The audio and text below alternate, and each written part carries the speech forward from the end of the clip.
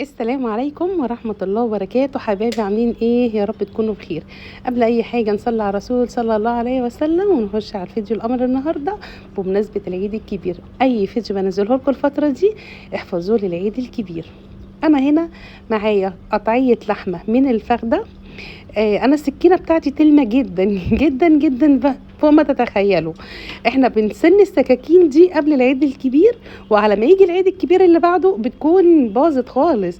ومهما اجيب سكاكين حامية برضو بتبرد بسرعة، معرفش ليه. وعندي المسن والله بس كان ضايع مني وما عملتوش. بس المهم ان هي برضو كانت في الفريزر، كنت حطاها في الفريزر وابتديت اقطعها مكعبات كده زي ما انتم شايفين. قطعية اللحمة اللي انا عاملاها النهاردة من الفخدة حلوة وجميلة، بتاخد سوا شوية بس خطيرة. عايزة اقول لكم طعمها في الاكل حلوة جدا جدا جدا. بما ان ولادي كمان ما بيحبوش اللحمة السمينة اللي فيها يعني سمين وكده، فاخترت ان انا اجيب لهم قطعية من الفخدة بتبقى حمراء وجميلة وما فيهاش اي سمنية خالص. بقطعها زي ما انتم شايفين كده مكعبات، تقدري تقطعيها القطعية اللي تعجبك. تمام. انا هقطع الكمية كلها معاكم عشان خاطر انا وحشني الكلام قوي معاكم بجد. يعني انا مش عارفه، وحشني زي ما قلت لكم. التليفون رن ورجعت لكم تاني. وحشني الكلام معاكم جدا، فقلت اقطعها معاكم. اقطعها كده مكعبات، وهنجيب حله كده على النار هنحط فيها مكعب من الزبده او معلقه كبيره من السمنه البلدي الحلوه كده، هنحطها في الحله. حبيبي يا رسول الله. انا هنا كنت بقول لكم بحط دايما طبق استانلس كده على البوتاجاز عشان ما بهدلش الدنيا، بسند فيه المعالق بتاعتي علشان ما نوسخش او ما نبهدلش البوتاجاز وكده. معايا عود قرفه ومعايا حبهان وعود مستكه.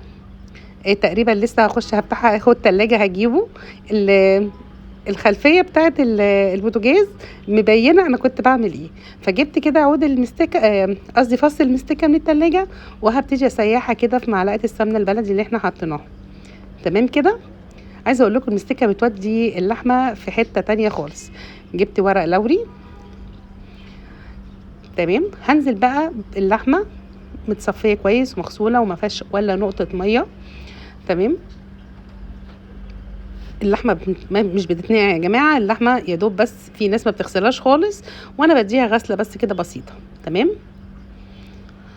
حبيبي يا رسول الله. مش هقلب على طول عشان ما تنزلش ميه، تحفظ بالسوائل اللي موجوده من جوه. اول ما ابتدي تاخد اللون من تحت واحس ان هي خدت الصدمه يعني كده، هبتدي ان انا اقلبها زي ما انتم شايفين. هنا كنت بجيب فوطه عشان امسك بيها الحله كويس قوي عشان اعرف اقلب كويس معاكم. تمام كده. لحد كده احنا تمام. نديها بقى التشويحه التمام. مهم جدا لازم تشوحيها كويس قوي. هنحط فلفل اسمر، ده اساسي طبعا، اساسي في كل الاكلات والله، بس ما تكترش منه عشان كتره مش حلو يعني.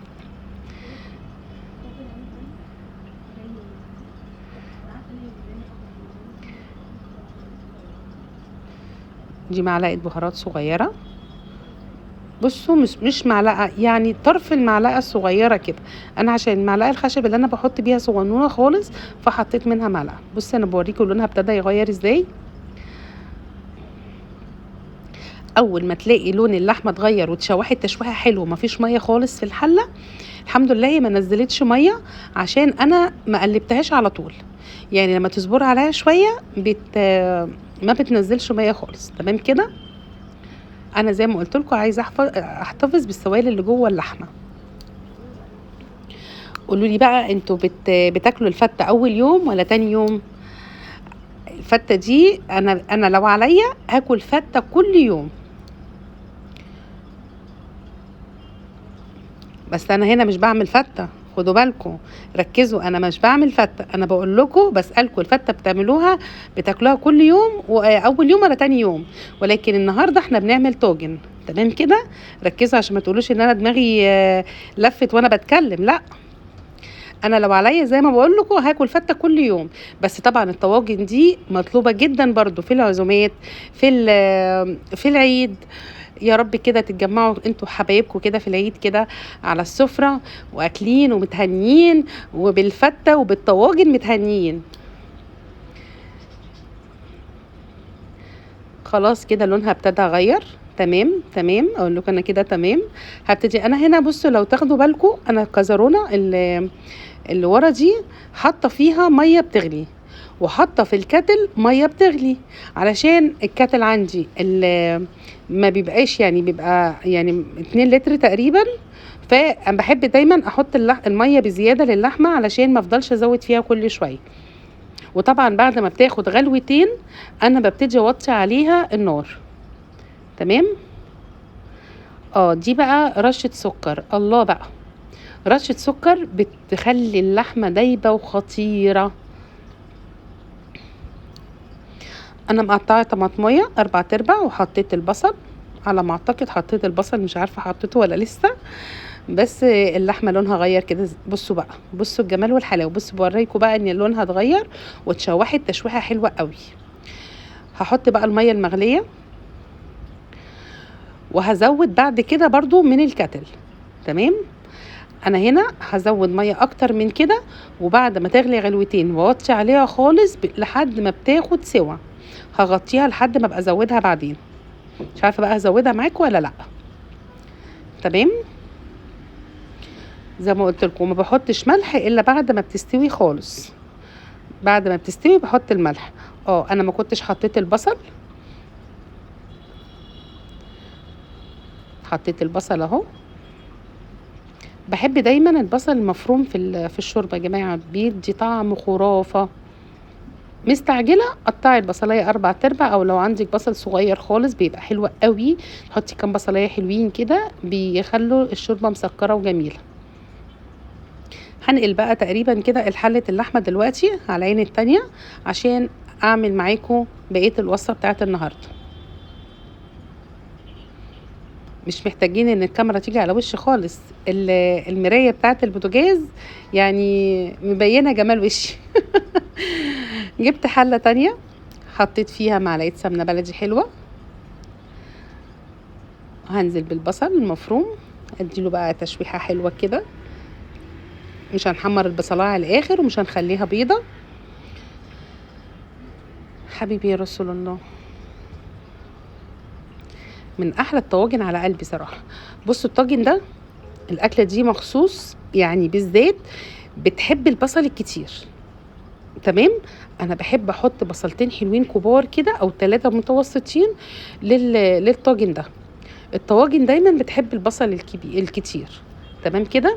خلينا متفقين ان احنا بنعمل طاجن ما يختلفش عليه 2 بجد. ومش هنحمر البصلايه للاخر. خدوا بالكم كويس قوي من لون البصلايه. بصي يا دوب البصله دبلت كده زي ما انتم شايفين. هننزل بقى ايه بفصين توم كده، او بفصين ايه، بمعلقه توم كبيره. برضو الاكله يعني بصوا التوم مهم فيها قوي. الطاجن النهارده التوم مهم فيها قوي. مش هو بس التوم ده، لا احنا لسه في طشه جميله قوي كده في الاخر هتشوفوها. يا دوب كده التوم ريحته تطلع، وهنديله رشه من الكزبره ومن الملح وكده يبقى تمام معانا. هنا بقى بصوا الله بقى، هنا عندي باميه. الباميه دي كنت مقمعاها وحطاها في الفريزر. بطلعها مجمده شويه، بس ما بحبش بصراحه اديها شطفه ولا اي حاجه. بحب دايما الحاجه اللي تطلع من الفريزر تبقى على الحله على طول، على الاستخدام على طول. يعني ما تسيبهاش لحد ما تدبل بره علشان ما تجلدش معاكي. خدي بالك من الخطوه دي. لو سبتي الباميه بره الفريزر لحد من الاول خالص ما تستعجلي، يعني ما تحطهاش معلش ما تسيبهاش بره تفك او تدبل معاكي علشان هتبقى مجلده معاكي. هنا كنت بحط ملح وبحط كزبره، مهم جدا زي ما قلت لك. انا يا دوب هديها بس يعني تقليبه بس كده. انا لسه مطلعاها دلوقتي حالا من الفريزر. اي حاجه عندك مجمده تطلع من يعني انت مثلا لو هتحطي مثلا فراخ في التلاجة ولفتره مثلا هتحطيها ولا حاجه، تغسليها كويس قوي وتتبليها وتظبطيها، ولو مش هتتبليها برضو اغسليها الغسله التمام وحطيها في الفريزر. تطلع من الفريزر على الحله الميه المغليه على طول. اي خضار، بسله، باميه، اي خضار انت هتحطيه في الفريزر يطلع زي ما هو كده على الاكل على طول. يعني لو هتسبكي الاول تحطي التسبيكه. بصوا انا هي مجمده زي ما انتم شايفين، هنزل بيها على البصل والثوم. هنديها تشويحه حلوه كده، وهنكون فرمنا الطماطم بتاعتنا بمعلقه من معجون الطماطم، وهنحطها على طول عليها. تمام. نديها تقليبه حلوه تتشوح بس معانا كده، وبعد كده ننزل بالطماطم بتاعتنا. الطريقه التانية للباميه ان انت ممكن تسبكي التسبيكه كويس قوي، وبعد كده تنزلي بالباميه برضو لو مجمده زي كده، بتفتحي الكيس وتحطيها على طول على الطماطم بتاعتك. بفضل الطريقه دي كمان للطواجن شويه. أنا هنا هزود شوربه،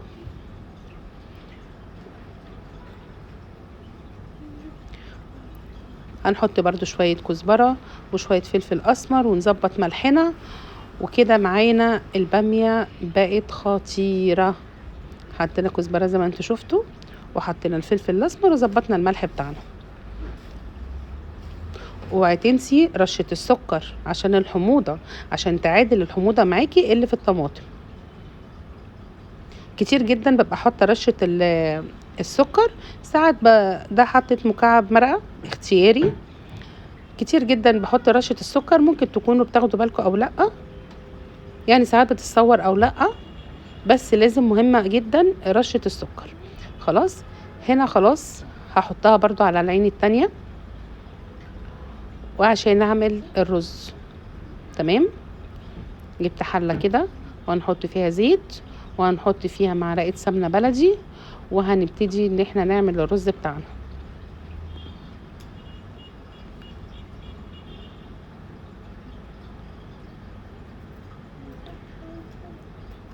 اكيد كنت بدور على الشعريه. جبنا معلقه السمنه البلدي. لا ده انا كنت بطلع سمنه بلدي من التلاجة. نزلنا الكاميرا شويه عشان انا اكيد انا مبوزه كده وانا بعمل اكل، وشكلي ما كانش احسن حاجه يعني.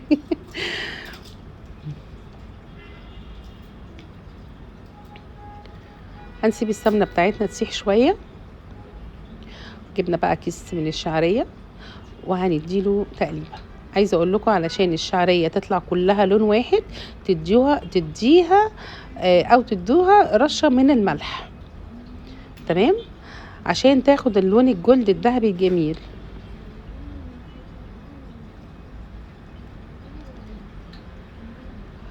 هنقلب الشعريه لحد ما الشعريه بتاعتنا تاخد اللون الجلد. انا هنا كنت بغسل الرز. ساعات الرز بجيبه ما بيحتاجش غسيل، وساعات بحس ان لا بيبقى النوع مختلف، فبضطر ان انا اغسله. انا ما بجيبش رز سايب خالص، ولكن يعني انواع الرز بتختلف من شركه لشركه. في شركات بصراحه بجيب الرز بحطه على طول على الحله، ما بيحتاجش خالص ان انا اغسله، وساعات بضطر ان انا اغسله. هنا على فكره انا كنت موطيه على الشعريه شويه، لاني تقريبا كده كنت بغسل الرز. وبعدين انا مش عايزه اسرع الفيديو صراحه، عايزه ارغي معاكم شويه. وحشتوني ليه كتير ما نزلتش فيديوهات طويله على اليوتيوب. لسرعه الوقت عندي ممكن اعمل الاكله بسرعه، وساعات بنزلها ريل على اليوتيوب، واغلبيه الوقت بنزل على الفيسبوك. بس ان شاء الله استنوني بقى ايه الفتره الجايه ان شاء الله. الحلقات اللي هنزلها والاكلات اللي هنزلها ان شاء الله تعجبكم جدا. احنا مع بعض بقى في الصيف. هنديها بقى تقليبه كده. ايدك في الشعريه على طول. انا طبعا كنت موطيه عليها خالص، عشان كده كنت سايبه الحله شويه. تمام. ولكن لو انت مولعه النار عليها عاليه شويه، بتفضلي تقلبي فيها كويس علشان ما تاخدش ما تتحرقش من الجناب. وبصوا اهي رشه الملح جت اهي. شفتوا؟ قلت لكم هحط رشه ملح عشان تبقى كلها لونها واحد، ما تبقاش الشعريه واخده لون ولون. ساعات كده لو احنا مثلا سهينا عنها شويه بتلاقي لون جلد فاتح ولون غامق والرز ما بيبقاش احسن حاجه. لكن رشه الملح دي بتخلي الشعريه كلها لون واحد، وبرده الاستمرار في التقليب. حبيبي يا رسول الله، لو في اكله معينه حابين تعملوها في العيد ومش حابين ان انا وحابين قصدي ان انا اعملها لكم، قولوا لي في الكومنتات عايزيني اعمل لكم ايه للعيد وانا اعمله لكم على طول. انا شايفه ان الشعريه خلاص ابتدت تاخد لون اهو. بصوا بقى، بصوا اللون الذهبي، بصوا بوريه لكم، بصوا خطيره. وما تخليش الشعريه تغمق منك، خلي دايما لون الشعريه فاتح. نزلت بالرز كنت بغسله زي ما قلت لكم.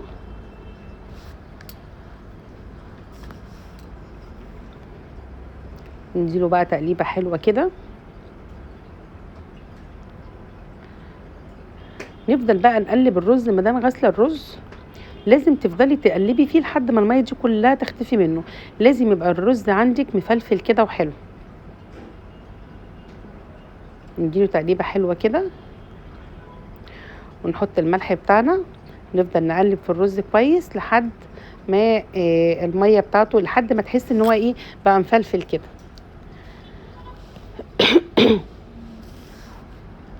وكمان الرز بتاعنا كله يتغلف كده بالماده الدهنيه اللي احنا حاطينها. عايزه اقول لكم بعد ما بقفل على الرز خالص بحط له معلقه سمنه بلدي كده. الله بقى، لا ده اللي بحطه دلوقتي ده ملح. انا بقول بعد ما بيخلص الرز. بصوا بصوا فلفل ازاي، زي ما بقول لكم عشان ما يعجنش منك الرز لازم تقلبيه كويس قوي، ما تزهقيش منه سوا يتحرق منك.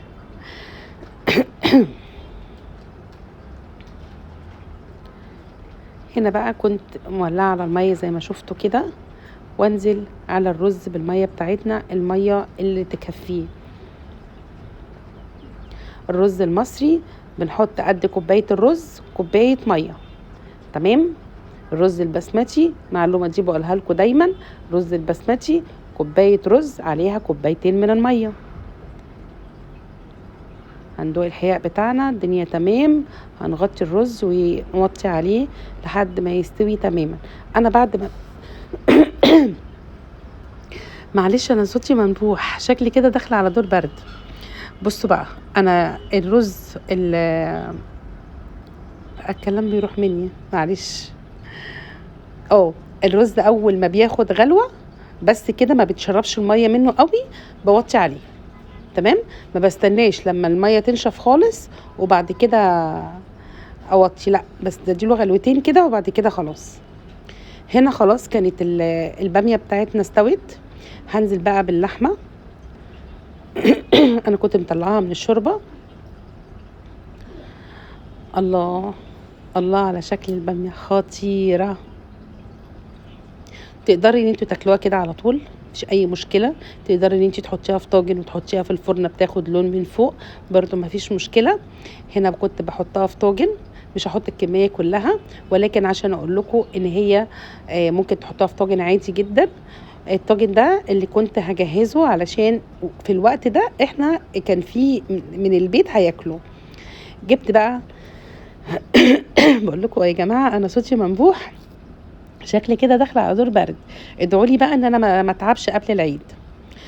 جبت معلقه سمنه بلدي حلوه قوي، معلقه حلوه كده، وجبنا معلقه توم حلوه برضو، وهنبتدي ان احنا نشوح التوم.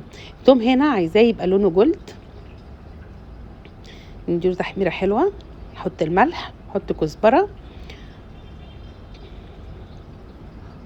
عايزه اقول لكم التركايه دي هي اللي بتغسلني كده من جوه بجد.